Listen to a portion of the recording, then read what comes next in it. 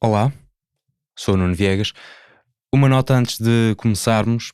Falamos um pouco sobre suicídio neste episódio. Não é o tema principal, mas surge com pouco aviso. Caso precises, há uma linha gratuita de aconselhamento psicológico no SNS 24. É o 808 24 24 24 e selecionas a opção 4.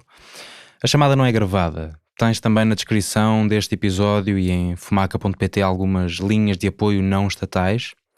Mas se estiveres em perigo imediato, liga para o 112. E agora vamos sair do estúdio. Estou sentado na sala de estar de Ricardo Costa, em Vila do Conde. Estamos em setembro de 2021. No mês passado, o Ricardo mandou-me um e-mail de uma frase: podem contar comigo. Sei dele zero.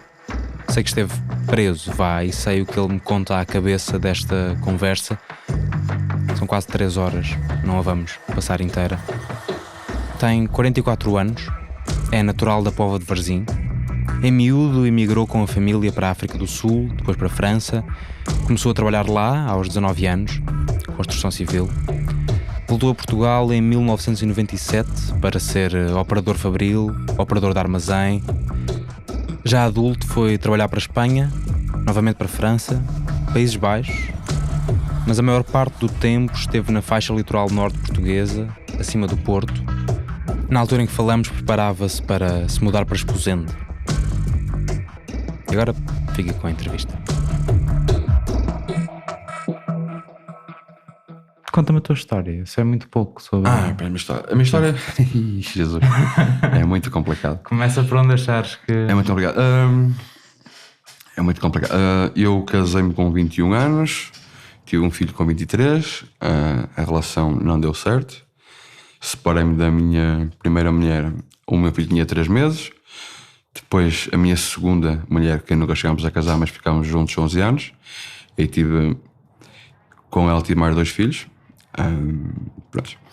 E foi uma relação muito complicada. Eu gosto de assumir os meus erros, mas eu assumo-os completamente, porque foram as escolhas minhas, independentemente das situações ou das condições que me condicionaram, se calhar, nessas decisões erradas que tive. Mas eram erros meus, foram erros tomados em consciência, por isso não culpo ninguém, mas houve vários fatores que me levaram a cometer os crimes que cometi e que me levaram à prisão. A minha relação estava terrível, eu tive uma depressão muito grande em 2009, fiquei entre 2009 e 2012, que é o ano em que eu sou preso. Raramente trabalhei. A depressão era muito complicada. E acabei por estar numa situação em que não tinha dinheiro, em que não tinha sequer alimentação para as crianças. Isso levou-me a optar por passar 1 mês e meio a cometer uns crimes. Basicamente a minha história é mais ou menos isso. Resumidamente. Sim. E o que é que fizeste? Em relação aos crimes, foi 1 mês e meio, basicamente, assalto a bomba de gasolina, com recurso à arma de fogo. Nunca disparei nem nada, nunca fui violento, nunca fui violento, mas pronto, foram basicamente assaltos à bomba de gasolina. Fizemos alguns assaltos a outras coisas, mas pouca coisa. E de coisas insignificantes. Nunca houve violência, nunca houve agressões, nunca houve sequer... claro, não é? Que é sempre violento, não é? Uma pessoa ser vítima de um assalto com uma arma, não é? Mas violência física nunca houve. Isso eu fiz sempre questão que não queria fazer. Era em grupo?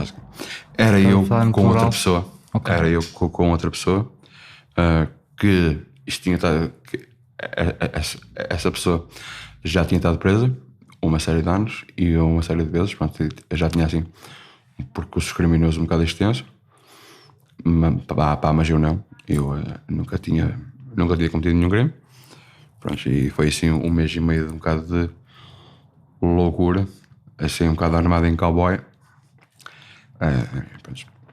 e depois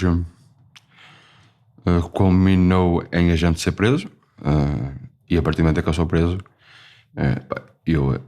eu admiti lá os crimes todos, nunca escondi nada, admiti tudo, e o julgamento foi engraçado também, porque a minha advogada era oficiosa, não é? Durante o julgamento, acho que foi em 2 sessões, e a terceira foi a leitura da sentença. Ela não disse uma única palavra. Se eu consegui convencer alguém que estava arrependido, foi por obra minha, porque se fosse pela minha advogada, e tinha apanhado se calhar o dobro da pena, quase. É engraçado que quem acabou por me defender foi o Ministério Público. É sério? É, porque quando foi as alegações finais, a minha advogada, que não tinha falado durante o julgamento todo, apesar de ele lhe ter dito que seria benéfico ela contactar o hospital psiquiátrico onde eu tinha sido seguido, onde eu estava a tratar a minha depressão. Ela nunca fez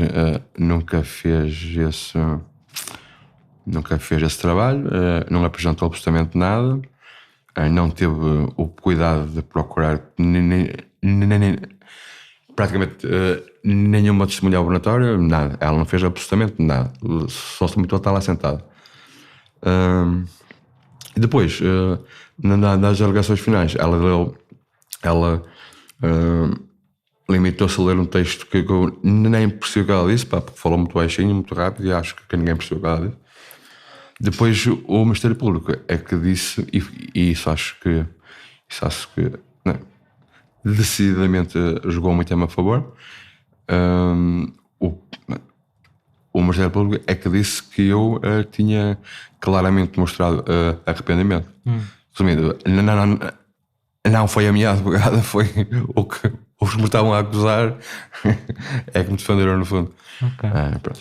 Foi assim um julgamento muito emotivo e tal, e consegui. Nunca foi. As minhas declarações nunca foram no sentido nunca foram no sentido de conseguir uma pena mais baixa. E foi sempre muito sincero.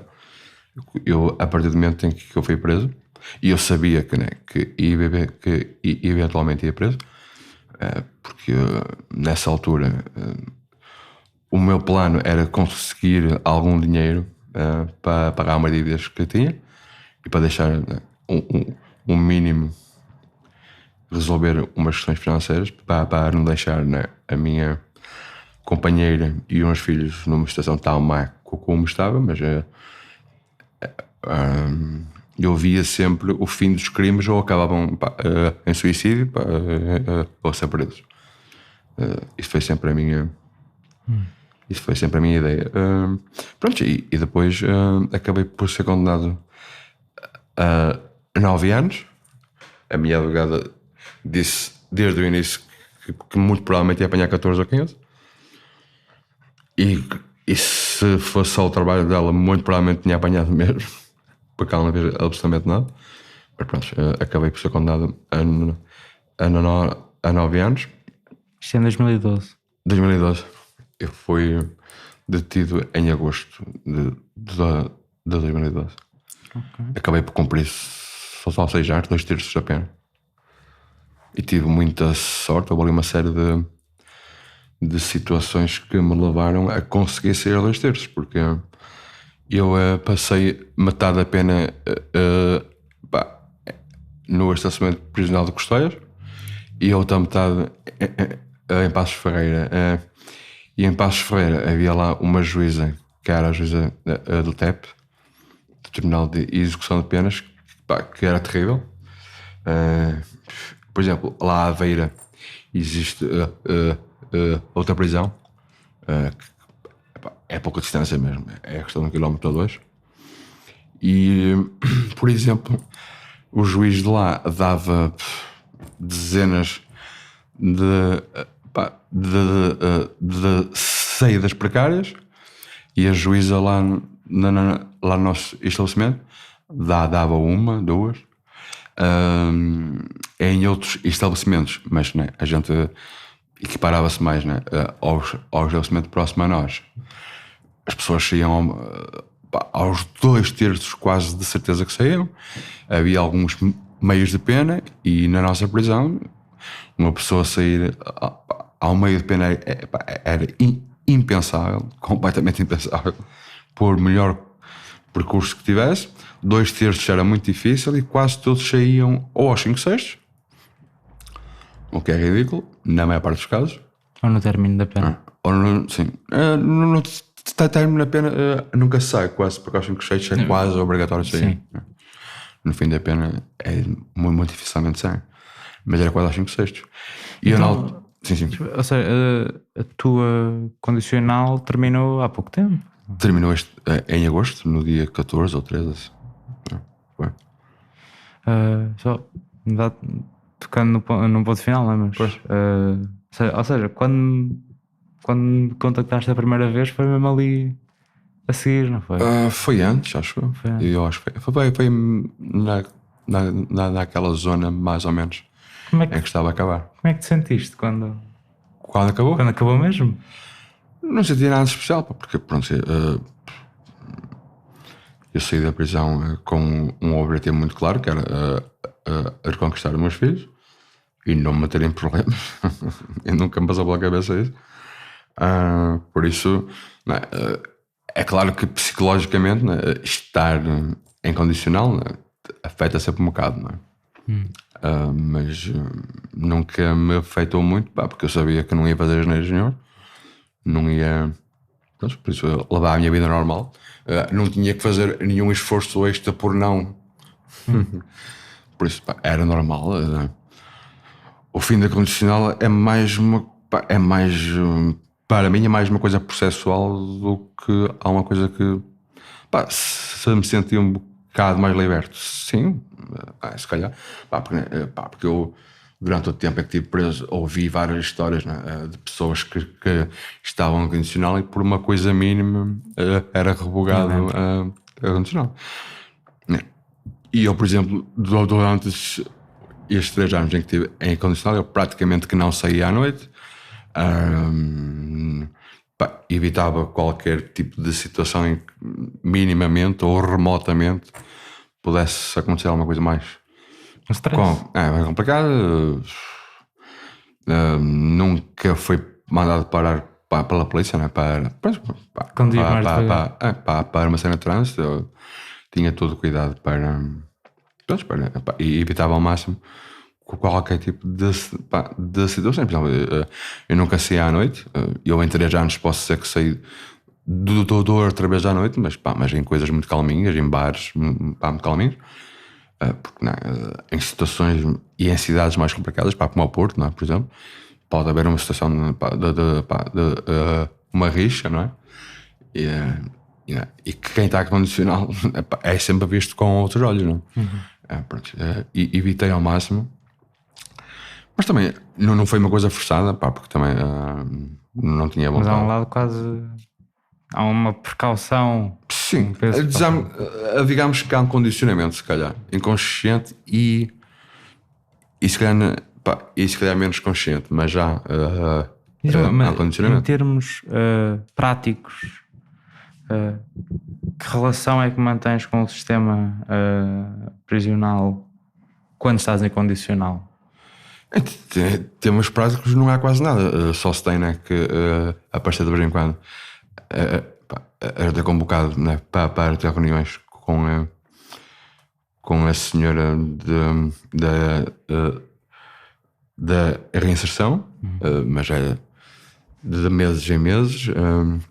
E uma das condições da minha saída condicional foi ser seguido por um psiquiatra, porque eu tinha o historial de depressão, e para garantir, né, um equilíbrio, digamos. Pronto, uma das condições dessa condicional, dada a redundância, mas pronto, uma das condições era, e eram duas só, era quando mudasse de residência, era pedir a autorização antes, e comparecer às convocatórias e seguir, e ser seguido por um psiquiatra. Eram essas as únicas. E como é que eram as reuniões com a técnica de reinserção? Sentias que eram extremamente úteis para te trazer de volta à sociedade? Não. Elas não. A reinserção é só um título, porque.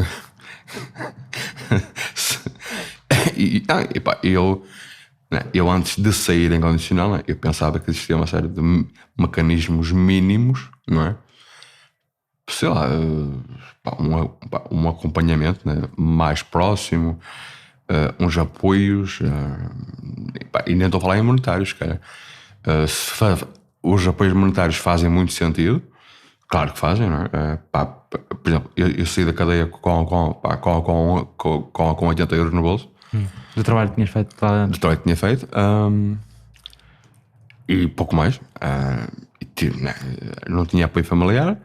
Tive a sorte de ter um amigo que tinha estado preso comigo em Custóias e que já tinha saído, e fui viver para a casa dele. Senão nem sequer tinha sido um condicional, porque se não tivesse uma residência, nunca poderia sair. E quando falas de apoios, devia haver casas de saída, de transição? Casas de saída existem em teoria, por exemplo. Em Lisboa tens a do companheiro. Sim. Existe algumas, mas pessoas, mas digo públicas, ou seja, não. Sim, públicas. Condição de associações. Há aqui uma. Eu não conheço a realidade, mas do que eu ouvia dizer lá dentro, essas casas eram mais para quem não tinha nenhum apoio sequer. Sim. E há aqui um ciclo vicioso, né? E a cadeia é um sítio que está cheia de ciclos viciosos, que é difícil sair. Por exemplo, e há coisas ridículas, né? E que revoltam as pessoas. Tu podes ter o melhor percurso possível, né? Lá dentro da cadeia, exemplar, podes estar lá 5, 6, 10 anos com nenhum incidente sequer, mas és obrigado a ficar até aos 5/6, porque não tens para onde ir cá fora. E como não tens para onde ir, nunca é até dado precárias, por exemplo. É possível, mas é difícil. É porque também existem esses centros de acolhimento que podem ser usados para passar as precárias, mas é difícil fazer isso. Até porque tem muito poucas vagas. E até se naquele EP em Passos Ferreira era difícil conseguir uma precária, e eu depois conto em que condições é que eu consegui as minhas precárias, também é um bocado anedótico, mas é difícil. Se fores, né, para a tua família, já é difícil. Ir à responsabilidade quase, né, de uma casa de acolhimento ainda mais difícil. Eu posso dizer que conheci um caso em 6 anos, conheci um caso ou outro em que pessoas ou nem conheci, ou ouvi falar. Acho que pessoalmente não soube de nenhum caso, mas em teoria era possível, se conseguisses, né, vaga ou um centro que te aceitasse para ficar lá na precária. Em teoria era possível, mas acredito que noutros GPs que isso pudesse acontecer. Lá era impossível. Mas quando me falas dizias há pouco que a prisão é uma série de ciclos. Sim. Olha, um exemplo é esse. Se tu não tiveres para onde ir, por mais exemplar que tenha sido o teu percurso, e por menos grave, né, entre aspas, que tenha sido o teu crime, porque há crimes mais graves que outros, claro, né? Tu, só por não teres apoio cá fora, de certeza que só serão 5/6. Podes fazer o que quiseres, podes ser. Estando lá dentro é muito difícil encontrar-se apoio cá fora, não é? Sim, mas pode ser família, não é? Não, mas o que digo é, a partir do momento em que és uma pessoa que está detida, está presa, e não tem apoio cá fora, não é por passar mais 2, 3 anos lá dentro que vai... Não, é quase encostar encostar a pessoa para canto mesmo. Não tens apoio, ficas aí até a gente ser obrigado a pôr-te na rua. Basicamente é isso. E isto sentias... Eu tenho entrevistado bastantes ex-reclusos e vou apanhando um padrão de... Geralmente quando estou a falar com o pessoal que foi apanhado por crimes económicos, geralmente, classe média alta, ou licenciados, continuavam a ter o apoio da família quando foram dentro, não é? Saem a meio da pena, saem a 2/3, têm, não é? Geralmente as pessoas com que eu falo que ficaram ali até ao fim são pobres, tinham uma longa relação com o sistema prisional. Exatamente. Vias isto lá dentro, não é? As pessoas que iam ficando eram... Claramente. Isso nem se fala. E depois isso faz-nos pensar em vários ciclos viciosos também. Por exemplo,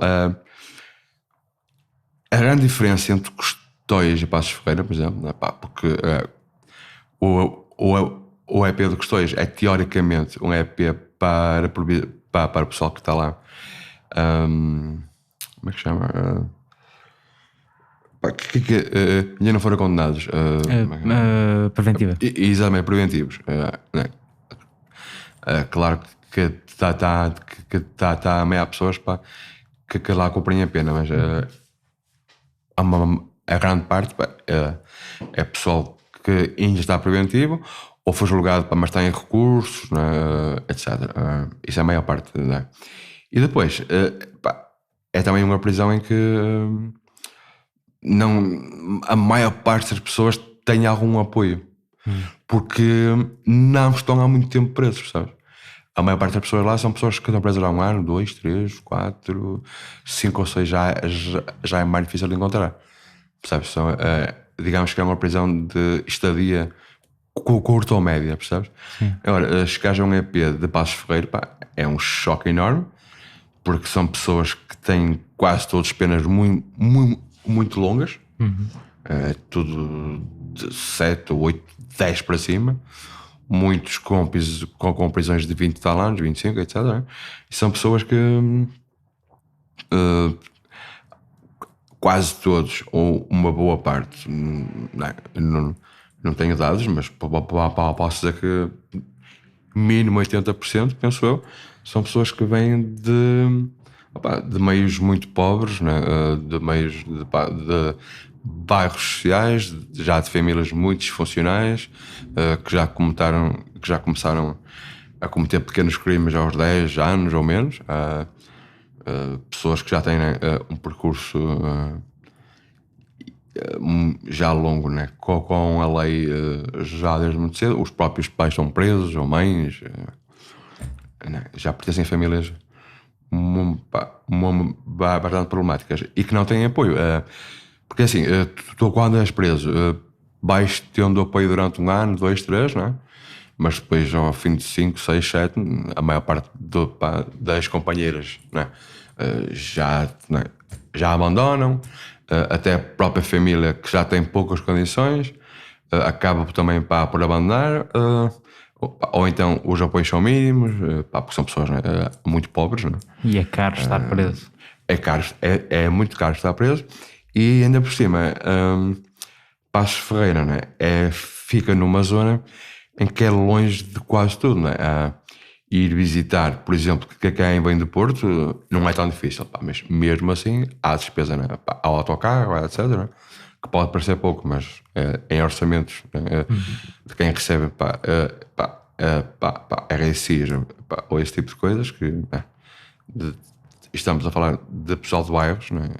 Que vivem em condições, né? Muito básicas, muito más, e rapidamente fica só em apoios.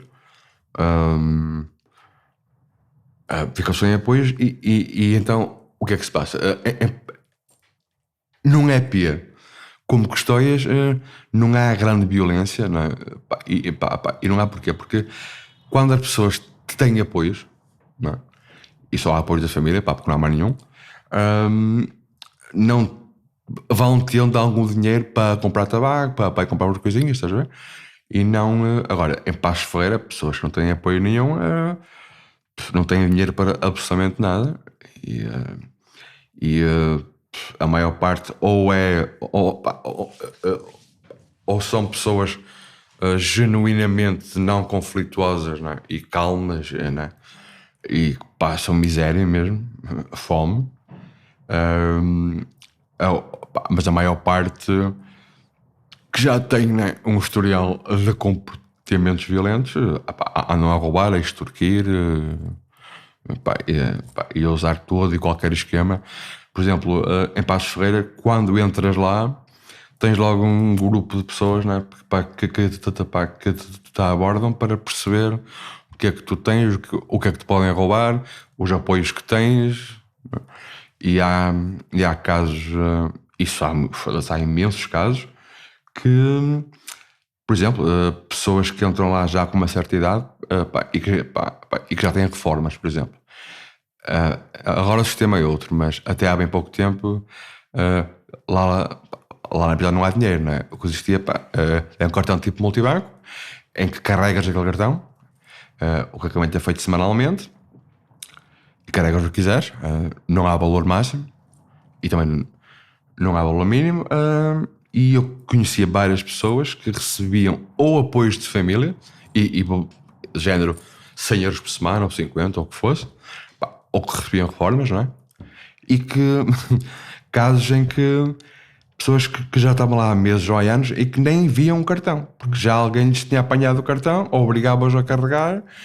Essas pessoas que recebiam reformas e que não tinham nenhum motivo para ter dificuldades lá dentro viviam na miséria, porque alguém lhes tinha apanhado o cartão e fazia o que queria com eles.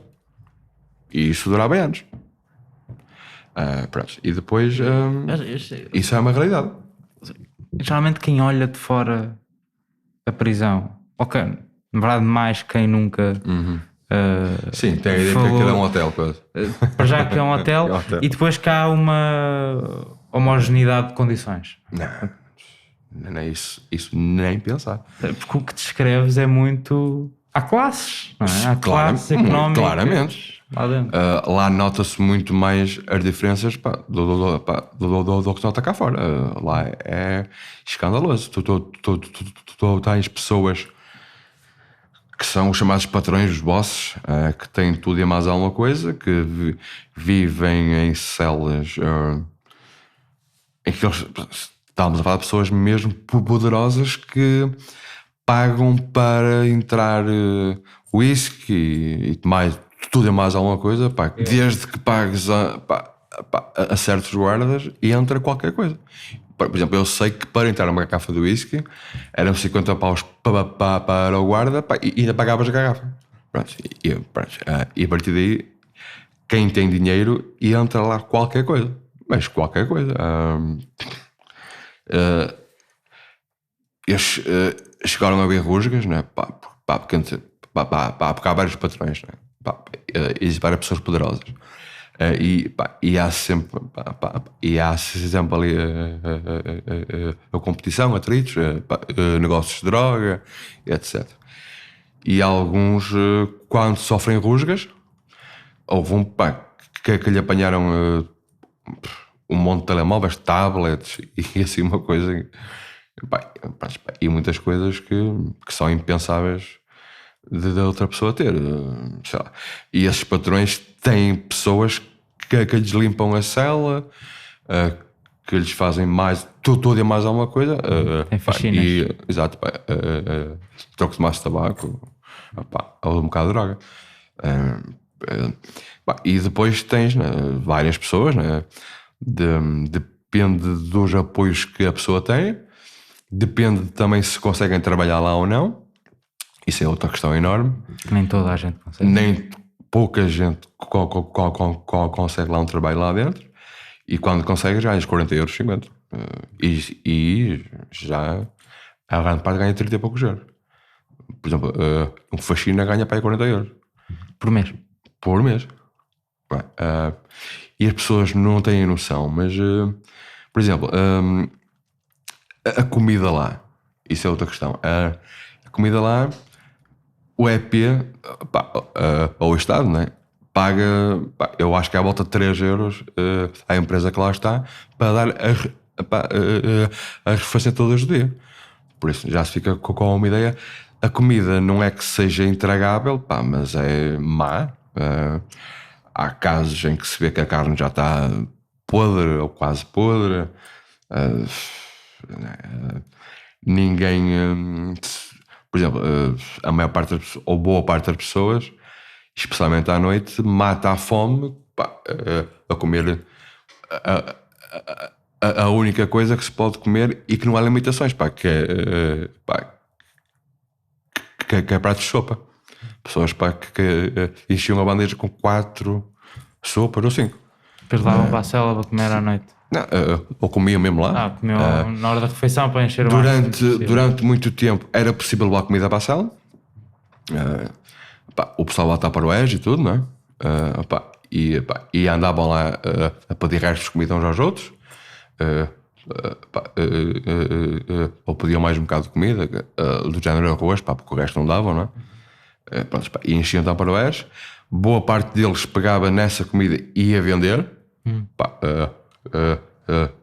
Ia vender por trabalho com a doga, mas depois a um certo ponto era proibido lá a comida para a cela. Não há nenhuma explicação, acho eu, sensata que explique porque é que não se pode levar. E há uma não Estamos sensata. a falar de nem não poder sair do refeitório nem sequer um pão ou uma peça de fruta. Nada. Isto incluindo, não davam um reforço para a noite? Reforço sim, não é? sim. Mas fora isso... Mas o que recebias para o jantar tinhas que comer ali ou ia para o lixo. Mas diz-me que não há uma explicação sensata. Mas deram alguma explicação mesmo que não fizesse sentido nenhum? Não, lá não há explicações. Eles afixam as regras, né? E não é explicação. Existem várias coisas que a gente não é ter uma mentalidade de vitimização, mas é já obrigado a concluir que é exatamente isso. Quer dizer, não se compreende porque aqueles pouco tempo depois de eu estar preso, por exemplo, a visita só pode te trazer 1 quilo de comida por semana. Existem 2 visitas por semana e só pode entrar 1 quilo de comida. Quer dizer, 1 quilo de comida não é nada. Sim, depois há restrições, não pode entrar peixe, por exemplo. Não pode entrar peixe, não podia. Olha, a partir de uma dada altura não podiam entrar doces com que tivessem creme ou chocolate. Eram só doces secos, não é? Porquê? Aí fica a questão. Porquê? E por mais boa vontade que a gente tenha de entender qual é a razão, chegas à conclusão que é só mesmo para te castigar mais. Para tu te sentires...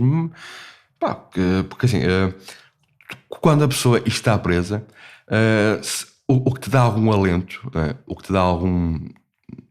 Não se pode dizer sequer que é conforto, mas o que te dá algum alento, são uma série de pequeníssimas coisas. E tu comeres um bolo, que cá fora é uma coisa banal, e que não comes por opção, lá dentro é uma coisa... é encontrar ouro quase, não é? E não podiam entrar doces. Podiam entrar, por exemplo, podia entrar aqueles bolos, não é? Às fatias, claro, não é? Tinham que ser cortados para ver se não traziam nada dentro do bolo. Isso, claro, mas não podiam ter recheio nem creme nenhum. Era tipo pão de lócio. Isso não há nenhuma explicação para isso, não é? Ou só se estivessem preocupados com as cáries, ou que não parece que fosse o caso, não é? É mesmo criar um ambiente de disciplina e de fazer as pessoas sentirem que existe uma autoridade e de reduzir ao máximo aqueles pequenos confortos ou alentos que as pessoas possam ter. É claramente isso.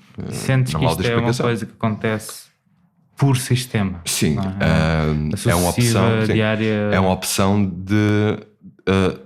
é um sistema pensado em ser oprimente. É para oprimir as pessoas, para quebrar o espírito da pessoa. E isso é outra conversa enorme. Existe uma série de coisas e de regras que são pensadas mesmo nisso, em fazer sentir ou fazer crescer o sentimento de autoridade, de tu estás a ser controlado. No que é que sentias esse ímpeto de opressão?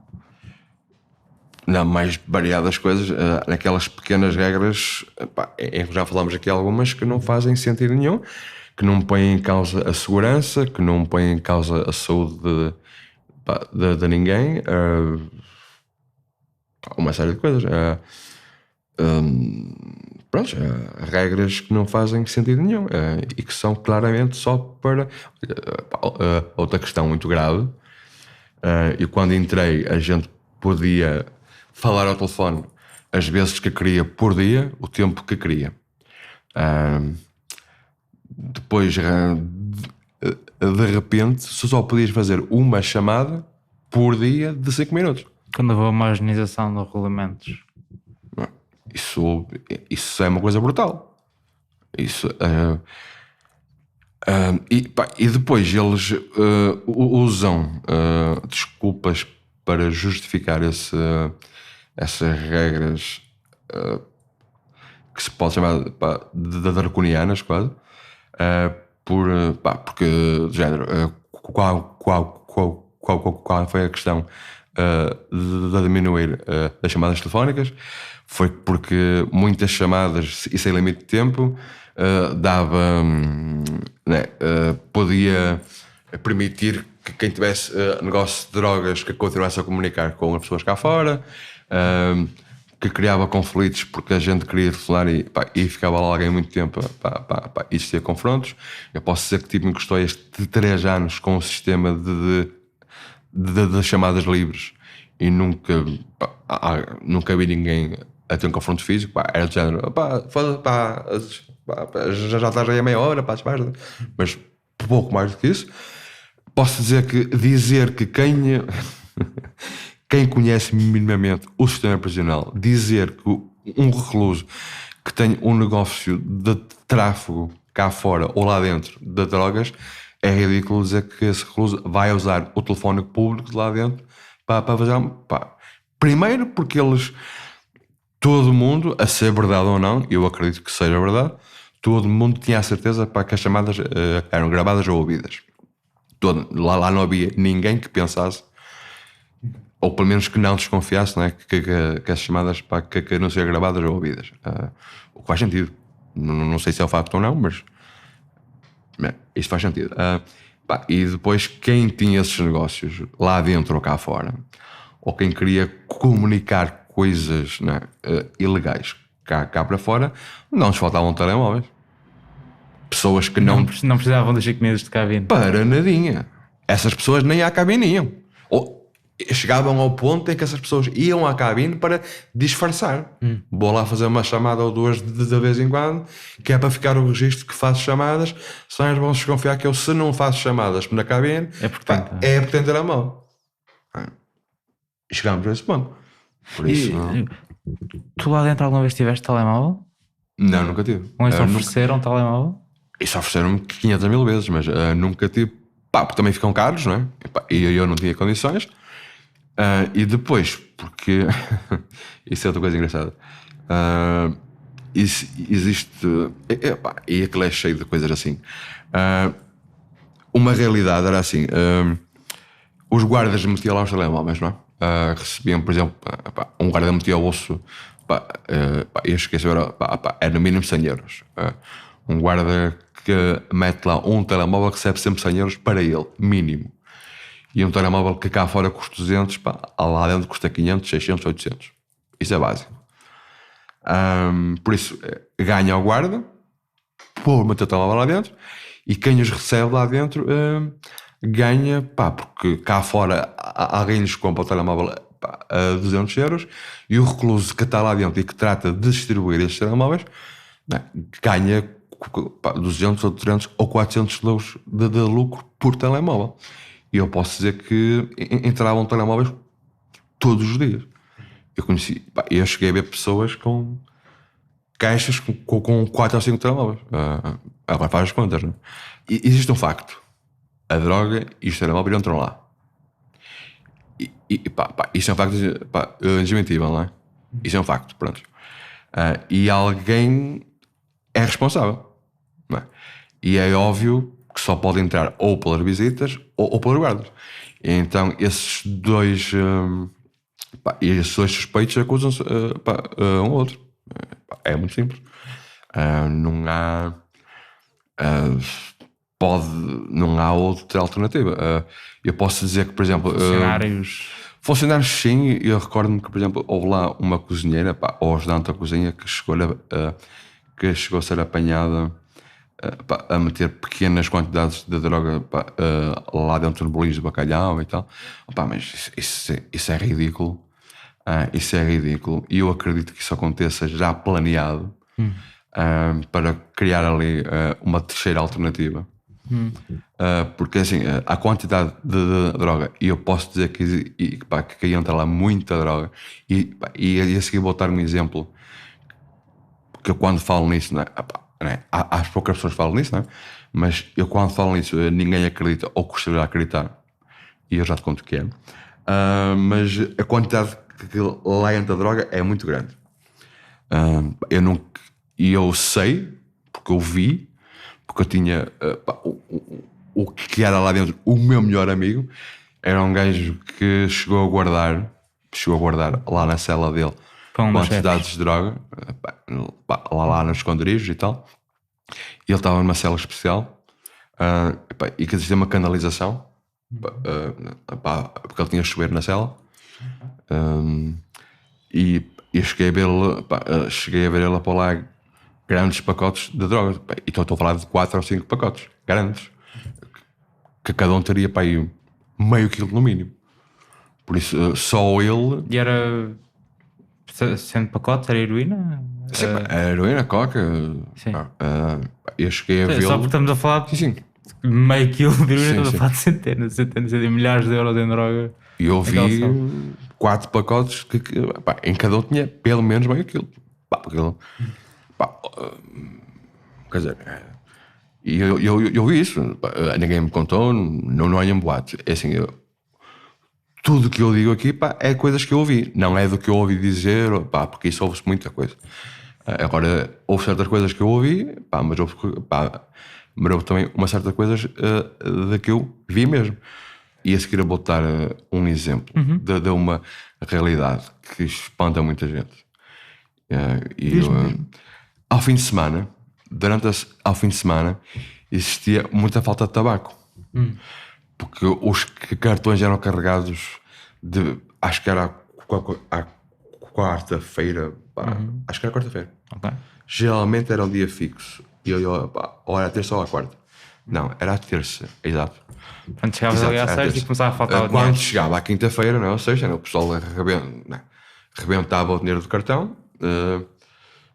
Chegava ao fim de semana, porque assim, isso é mais que sabido que a grande moeda de troca lá dentro é o tabaco. É que se tu pedes a alguém para te limpar a cela, pagas com tabaco.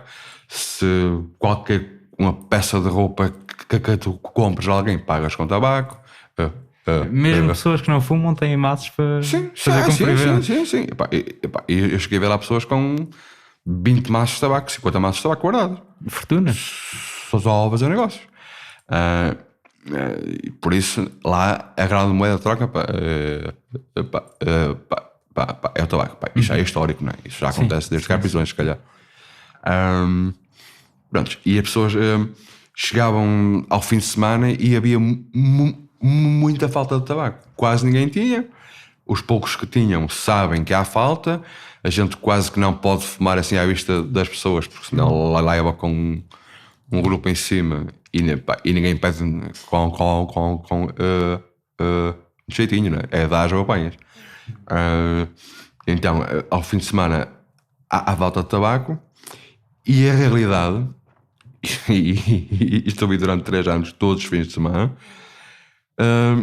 o pessoal, né, que tinha droga oferecia droga por um bocado de tabaco. Bom. Isto dá uma ideia da quantidade de droga que lá há. Faltava o tabaco, mas droga havia. Tabaco, que é uma coisa banal, Que se vende normal. na cafeteria, não é? Que se vende na cantina. Havia pouco e eles davam a droga por tabaco. E às vezes uma quantidade até generosa de droga para pôr um bocado de tabaco. Que é uma coisa... Estava a pensar... Quando falta o tabaco, o ambiente fica... É terrível. Porque assim... lá dentro as pessoas não têm noção, mas é um ambiente de muita pressão, de um stress, de uma pressão constante. Mesmo porque pode acontecer algo violento a qualquer instante, mesmo especialmente em Passos, né? Que é um ambiente muito pesado, porque a maior parte das pessoas não tem absolutamente nada. E se eu te disser uma coisa, as pessoas não têm noção disso, né? Mas é verdade. Isso é fácil, e se calhar já sabes. Os produtos para limpar a cela têm que ser comprados por ti. Por exemplo. Quer dizer, Sendo que não limpar a cela é uma fonte de atrito. quer dizer, se tu quiseres produtos para a tua higiene pessoal, Fora sabão branco e azul uma vez por mês. quando dão, porque em Passos não davam sequer. Isso em Costeiros davam. Em Passos nem isso Em dava. Passos não dava. Não.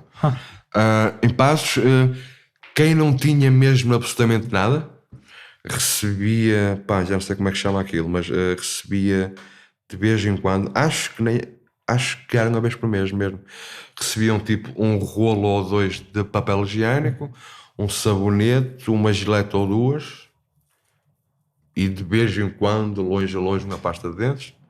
As pessoas não têm a noção disso, mas lá dentro, quem não tem um mínimo de apoio, e já falo o mínimo, ou quem não consegue trabalhar lá dentro, passa mesmo muito mal. Agora, eu vou dar um exemplo muito simples. Lá janta-se entre as 6 menos um quarto e as 6:30, ok? E as salas são fechadas às 7. Nem que tu tenhas um jantar satisfatório, nem que tu te enches de sopa e de arroz, que é o que há. A sala é fechada às 7. Recebes um reforço que consiste de meia dúzia de bolachas, uma peça de fruta, um pacote de leite ou de sumo pequenino, um pão e uma fatia de mortadela ou fiambre de vez em quando, muito longe. O fiambre era o luxo. Era tipo assim, uma coisa muito fininha. E depois recebes um cubinho de manteiga com sorte. De vez em quando recebes um iogurte. Isso é o dia de festa. Recebes um iogurte. Por exemplo, o iogurte, a maior parte não os comem, porque trocam por cigarro ou dois, quase todos. São pessoas que não têm nada e que quando vem o iogurte, e eu sei pessoas que já estavam lá há anos e não comeram um iogurte, porque trocavam logo por tabaco, já tinham uma pessoa certa, uma pessoa que vive bem, um bocado melhor do que eles, não é? E que por um iogurte trocava sempre um cigarro ou dois. Quer dizer, pessoas que pronto, são cigarros caros também. Mas recebes um reforço, né, mínimo para tu ficares minimamente bem entre as 7 da noite e as 8 da manhã. São 13 horas. São 13 horas em que tu não tens nada para comer. A que horas é que desligam as luzes? Desligam às 10. Bom, estás a ver? Quer dizer, mas só são durante o dia não comes quase nada. À noite podes comer mais, não é melhor, é mais, porque sabes, né, que a pessoa sabe, né, que vai ficar fechada muitas horas, né? Mesmo que não goste ou que não queira, lá enche a barriga, né? Conforme pode, mas repare, a sopa também aquilo é basicamente água e soja para ficar mais grossa e tal. Aquilo satisfaz durante uma hora ou duas e depois a pessoa fica com fome. Por isso, se tu só te alimentares com a comida da prisão, passas fome negra. Portanto, as pessoas compram comida. Exato, compram comida quando tem algum dinheiro, não é? Compram. As coisas que há a vender no bar são coisas pouco saudáveis, os preços são às vezes mais altos do que cá fora. Isso é outra questão. E há tantas, meu Deus. Os preços no bar são altos. Não se admite que um recluso vá fazer compra ao bar e que pague o IVA, por exemplo. Será que não era possível só isso? Eram cêntimos, mas para pessoas que às vezes têm 5 euros por semana ou 10, é significativo. Eu não gosto, né, de entrar naquelas teorias, né, da conspiração e que os gajos fazem isto de propósito, porque são muito maus, muito ruins. Mas a verdade é que eu estou para ver quem é que me vai explicar, com uma razão minimamente lógica, porque é que a partir de determinado momento não era permitido entrar produtos de higiene do exterior. Não era permitido entrar um shampoo, não era permitido entrar detergente para lavar a tua cela. Não era, ponto. Tinhas que comprar lá. Isso equivale a lucro para a prisão. Simples, quer dizer, não há outra. As garrafas bem fechadas, seladas, ninguém mete nada lá dentro. Pessoas que têm condições miseráveis já cá fora, né? que levarem um shampoo para alguém lá dentro já eram sacrifícios, porque são 1 euro, 2 ou 3, que na realidade faz falta às pessoas, né? Depois, né? Que não podem fazer isso, a pessoa fica sem ter acesso a esses produtos. Mas quando me dizes... O que leva, Sim, diz. o que leva ao ciclo vicioso. Tu não tens dinheiro a entrar de nenhum apoio cá fora, precisas de um mínimo de coisas, e és obrigado a ser... havia um nome, agora não me lembro. A ser... escravo ou empregado, né, dos patrões mais ou menos poderosos, porque há patrões menos poderosos, mas a partir do momento em que tens algum poder monetário, já mandas em alguém. Se tu recebes 50 euros por semana da mãe ou do pai, tens acesso a ter poder sobre quem recebe menos que tu, quem recebe 100, isso é uma compressão extraordinária dos estratos sociais, não é? Estamos a falar E quem não tem nenhuma forma de obter nenhum rendimento, por mais porreiro que seja e correto e que não queira fazer as neiras, acaba por ser obrigado a aceitar, por exemplo, guardar a droga na cela, sujeito a ser apanhado e apanhar uma pena de prisão. Depois a pessoa que é apanhada com a droga que vai ser responsabilizada, não é? É um processo criminoso. Eles são obrigados a fazer isso para ter o maço de tabaco, para terem um produto de higiene, o que é ridículo. E eu vi lá pessoas a serem condenadas a mais de 1 ano de prisão ou 2 por serem apanhadas com a droga na cela porque fizeram isso para receber o maço de tabaco. Apanham 2 anos de prisão, 1 ano de prisão por causa de um maço de tabaco. Percebes?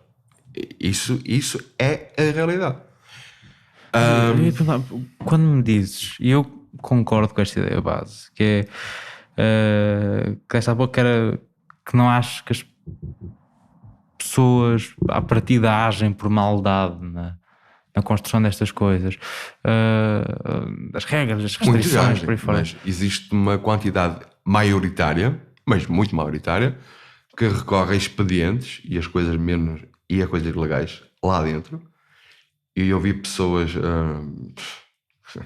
que durante meses ou 1 ano andavam na linha e que chegavam a um ponto em que já não aguentavam mais. Quebravam?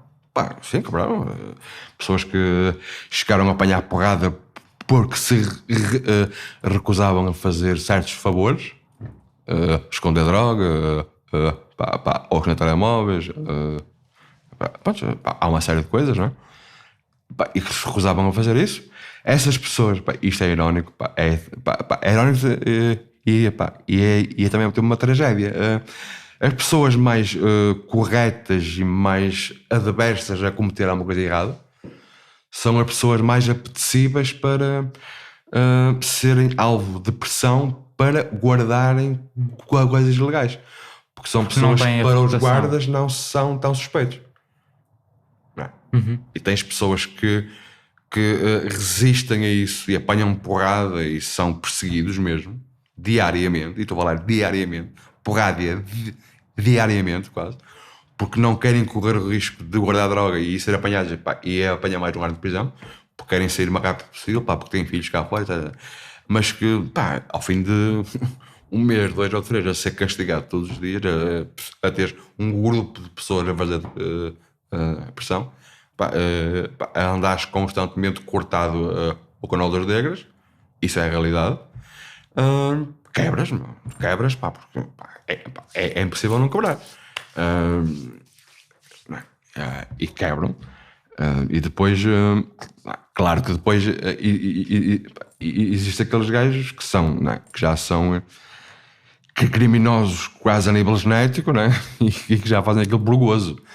Existe lá o meu contato de pessoas que se dedica o que acabou de fazer hoje para conseguir para conseguir tornar pior a vida daquele. Isso é uma realidade. Há pessoas que acordam de manhã e o instinto deles é a qualquer momento fazer tudo e mais alguma coisa para tornar pior a vida de fulano. Ou porque é mais calado, ou porque é mais tímido, ou porque usa óculos, ou porque é mais gordo, ou porque é mais... Não sentes que é não algo tão discricionário e cruel, mas a versão deles do instinto de sobrevivência, da garantia de reputação, da garantia que estão protegidos lá dentro pela força da sua presença, não é? Que já há dias estava a entrevistar uma pessoa que tinha um bom estatuto no EPL, não é? Ele traficava lá dentro, começou a traficar depois de entrar para pagar as suas contas, tratar das suas coisas, tinha sido condenado por tentativa de homicídio. Ou seja, e para ele tinha faxinas, tinha pessoas que limpavam a cela, tinha pessoas que lhe guardavam a droga, descreveu-me na primeira pessoa punir, chicoteando um gajo que lhe roubou um bocado de castanha, um dos gajos que lhe guardava e que lhe levou umas gramas, e aquilo não, a forma como ele descreveu isto não era de crueldade, não é? Era de está ali, tem a reputação, tem que impor, tem que controlar aquilo. E eu conheci casos em que alguém fazia uma coisa errada a um patrão, por exemplo, não é? E havia lá deles que não eram más pessoas, digamos, aquele nível, não é? Mas que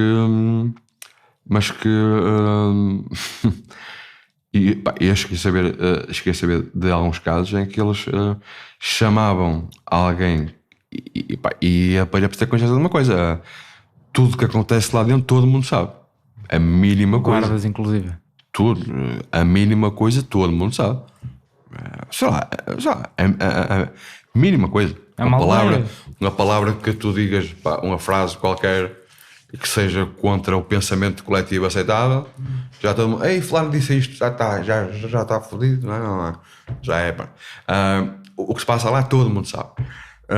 E quando alguém erra com um patrão, ou porque está nervoso e responde torto, por exemplo, é o suficiente. Ou nem é um patrão, ou é um recluso mais forte, mais musculado, não é? E que até tens alguma confiança, mas naquele dia, isso aconteceu comigo. E até era uma pessoa com alguém tinha muita confiança, e a gente estava na fila para o refeitório e o gajo estava sempre a pegar comigo, a melhor na brincadeira, e pronto. E eu irritei-me, respondi-lhe torto. O que é que lhe disseste? Já não me lembro, mas respondi-lhe torto. A Rodrigo, agora, para com essa merda, caralho. Mas estou um bocado mais ríspido. Sim. E ele depois veio à minha cela, porque todo mundo ouviu, né? E em poucas horas já todo mundo sabia. O gajo veio à minha cela, antes de entrar disse, eu vou dar uma carga de porrada, ou alguma coisa parecida com isso, bate a porta com força, né? Para criar a ideia, né? Chegar lá dentro, e eu tenho que fazer de conta que eu te vou agredir, senão ninguém me respeita. Por isso eu vou ficar aqui vou ficar aqui 5 minutos e tu vais berrar um bocado e tal. Percebes? Sim. Pronto. E tu deste assim uns berros? Para com isso.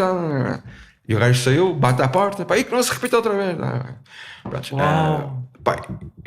Essas cenas dos filmes, quando os miúdos vão jogar a garrafa e vão fingir que estão... mas é verdade.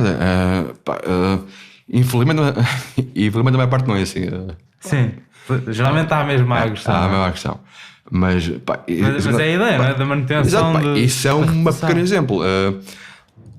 Lá, se tu não te fazes respeitar, eu vou dar um exemplo pessoal.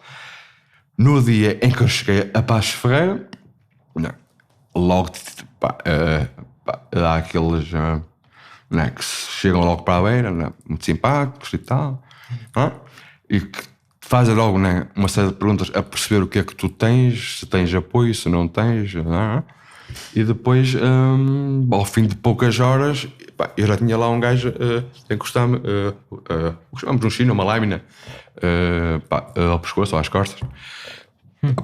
E se ele desse um maço de tabaco, ia ser esfaqueado. Ou agredido.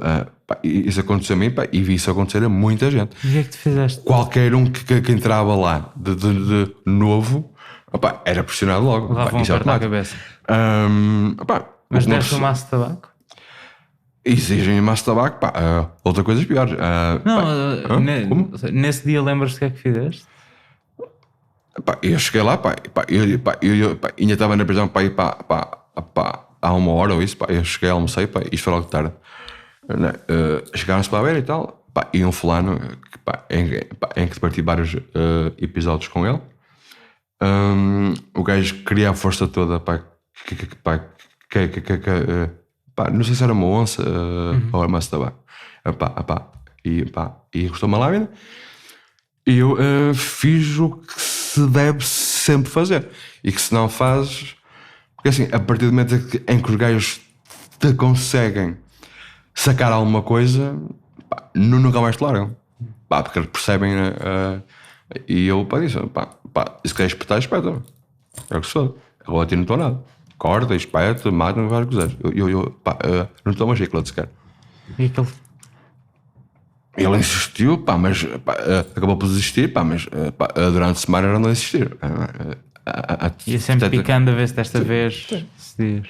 E depois já há mais pessoas à volta dele a pressionar também. E depois já há uma espécie, isto é ridículo, mas assim, existe uma espécie de competição que quem é que vai quebrar primeiro.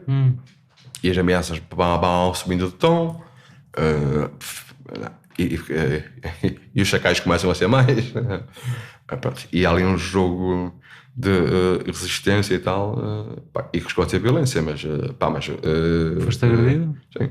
Mas resisti sempre, e nunca recuei, porque vi já isso acontecer, e a partir do momento em que eles apanham o pulso na pessoa, nunca mais te larga.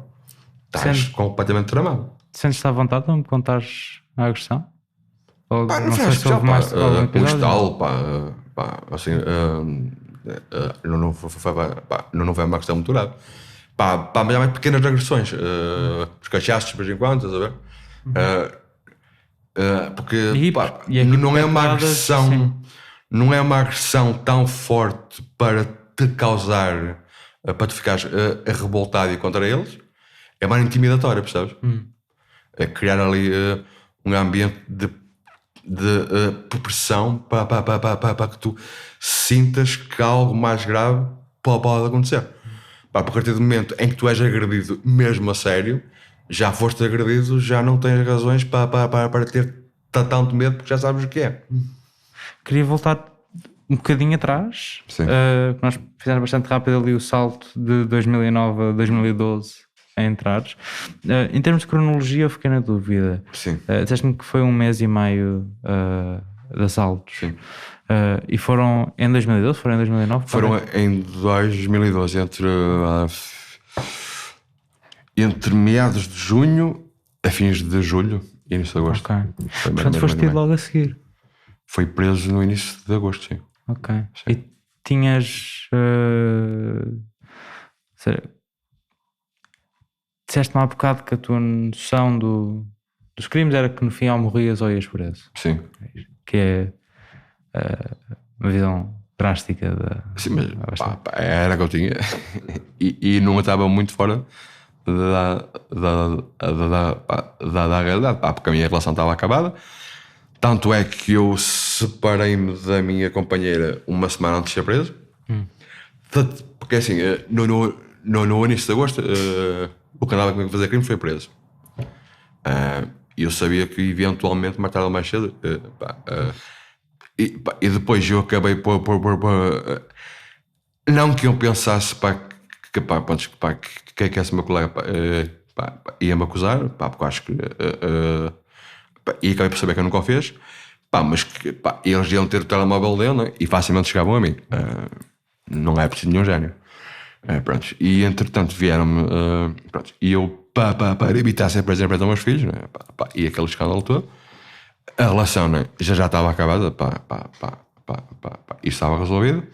Eu fui viver para um quarto alugado, numa manhã que eu ia visitar os meus filhos, eles apareceram logo minutos depois, porque estavam a pedalar do meu carro, né? Já tinham a matrícula do meu carro, e apanharam-me na casa, lá quando eu ia visitar os meus filhos. Então eles foste detido quando ias visitar os teus filhos? Exatamente. Ok. Exato. Ok. E quando percebeste que iam chegar a ti, mais semana, menos semana, não é? Eventualmente, tiveste medo? Que é que... Existe sempre aquele receio, não é? Ninguém se sente confortável. Nunca tinha estado preso, não é? Ninguém se sente confortável com a perspectiva de ir preso. Não, isso não agrada a ninguém. Mas não estava muito em pânico, porque eu, a partir do momento em que comecei a ter os crimes, mentalizaste logo. Sim, e isso é acabar de uma maneira ou de outra. Não é? Pronto. E depois, mas a minha ideia era recorrer sempre ao suicídio, mais ou menos presente, e seria o desfecho. E porquê que fosse preso ou não? Se sentias que eu estou a entrar excessivamente em algo que deixa desconfortável, diz-me. Não. Porquê é que não te suicidaste? Não me suicidei porque a prisão, no meu caso, foi muito positiva, porque criou-me uma série de condições em que eu tive que me tornar forte, tive que resolver todos aqueles fantasmas que eu tinha, né, acumulado ao longo da minha vida, até a altura em que fui preso, né? E fiz o meu e aproveitei o tempo, porque também não tinha alternativa. Eu não me suicidei, porque isso ia ter um efeito muito grave na existência dos meus filhos. Não queria que eles crescessem a pensar que o pai que não gostava deles o suficiente para aguentar, etc. Não queria ser. Pronto, a partir do momento em que eu sou preso, eu tomei a decisão que preferia estar preso, né, e ser o pai preso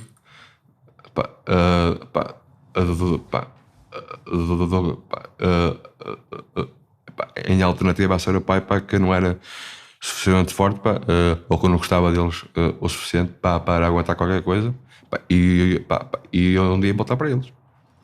Foi uma luta muito complicada, porque estar preso não é fácil, e também aconteceu-me de tudo e mais alguma coisa enquanto eu estava preso, tanto lá dentro como cá fora. Pronto. Mas pronto. E em Custóias, não sei, mas em Passos de Ferreira, pelo menos nesses anos, apanhaste pessoas que se suicidaram lá dentro, não é? Apanhei. Ou seja, cruzaste Sim. com isto e Cruzei-me. mexeu contigo, impactou-te? Mexeu comigo no aspecto de que lamentava por eles. Entendia perfeitamente, e eu sempre fiquei espantado, porque não por haver suicídios, mas exatamente por não acontecer a mais, porque havia lá pessoas que aguentavam coisas quase inimagináveis, uma pressão brutal, e que se as aguentavam, né? Porque o instinto da sobrevivência aparece, né? Pronto, é isso, quer dizer, e os suicídios afetavam-me no sentido de se calhar podia ser eu, mas a gente também, estando lá dentro, cria uma certa resistência, percebes? E depois existe uma coisa que existe em quase todos os reclusos, e eu até arriscava a dizer em quase todos, mesmo aqueles, né, que aparentemente são indestrutíveis.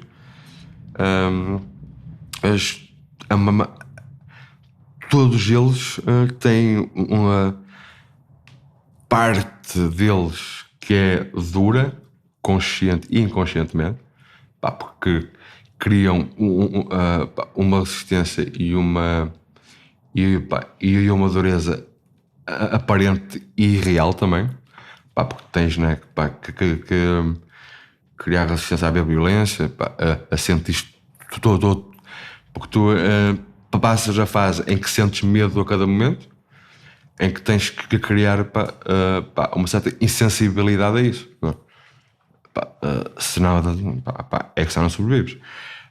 E a outra parte em que se esconde a tua sensibilidade, percebe? E às vezes em qualquer coisinha de nada te sentes, não é? Por exemplo, já todos vimos cenas em filmes em que o pessoal está preso e que aparece um passarinho ou isso, e os presos ficam todos ali à volta, percebe? Por mais que as pessoas criem a carapaça, percebe? Existe outro lado em que se esconde o lado mais humano e sensível, que a dada altura vai-se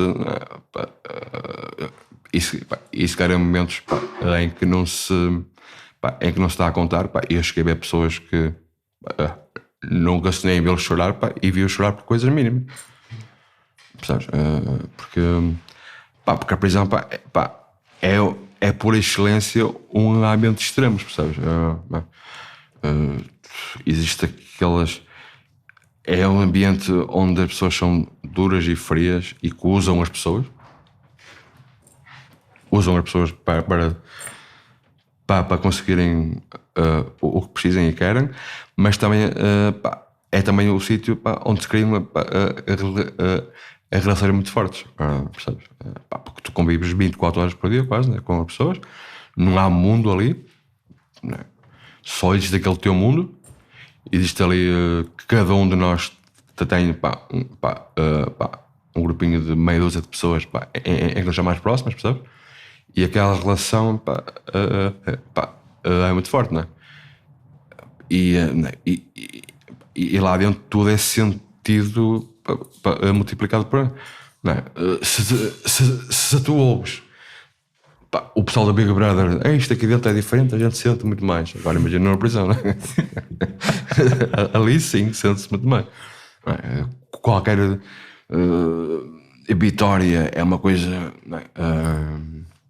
multiplicada por 1000, qualquer derrota ou problema é um drama enorme. Eu vi muitos homens de barbaria a chorar por coisas.